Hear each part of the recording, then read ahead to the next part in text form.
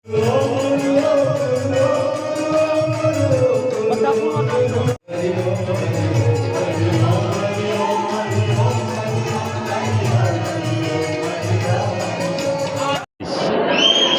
દિવસે સંત શિરોમણી શ્રી આસારામજી બાપુનો 88મો જન્મદિવસ ભરૂચ જિલ્લામાં ભરૂચ ખાતે આલી વિસ્તારમાં ઉજવવામાં આવેલ છે।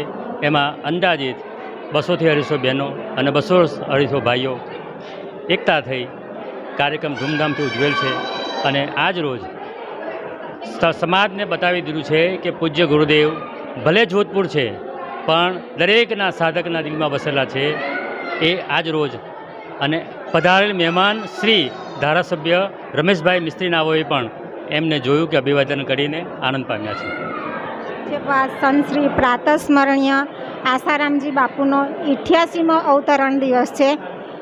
દરેક વખતે અવતરણ દિવસ ખૂબ જ ભવ્ય રીતે ઉજવાય છે। એ જ રીતે આ વખતે પણ ખૂબ જ સુંદર આયોજન સાથે ખૂબ જ દિવ્ય આનંદ સાથે બાપુનો આજે અવતરણ દિવસ ઉજવાયો। સરસ કીર્તન યાત્રા થઈ, દરેક ભક્તોને ઝૂમવાની ખૂબ જ મજા આવી, ખૂબ જ ભક્તો આનંદથી ઝૂમ્યા। સાથે સાથે શરબતની પણ ખૂબ જ સુંદર વ્યવસ્થા હતી।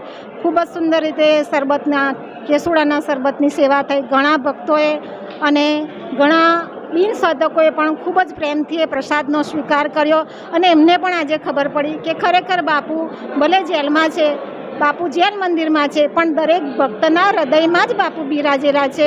તો દરેક બિન સાધકોને પણ આ વસ્તુનો આજે ખરેખર અનુભવ થયો કે બાપુ જેલમાં છે પણ એમના ભક્તોના શ્રદ્ધામાં, વિશ્વાસમાં અતૂટ પ્રેમ છે, એમાં કોઈ જ ફેર નથી। બાપુ જલ્દી જેલ મંદિરમાંથી આશ્રમ મંદિરમાં પધારે એવી દરેક ભક્તોની હૃદયથી વિનંતી છે અને બાપુ અમારી એ વિનંતીનો સ્વીકાર કરે અને રાજકારણમાં પણ આ વસ્તુ પર ધ્યાન આપે અને અમારા બાપુને જલ્દી રિહા કરે, જેથી દરેક સાધકોને એમના આશીર્વાદ પ્રાપ્ત થાય અને દરેક સાધકો તરફથી એમને ખુશી મળે, સ્નેહ મળે એવી અમારી ખૂબ જ શાંતિથી વિનંતી છે।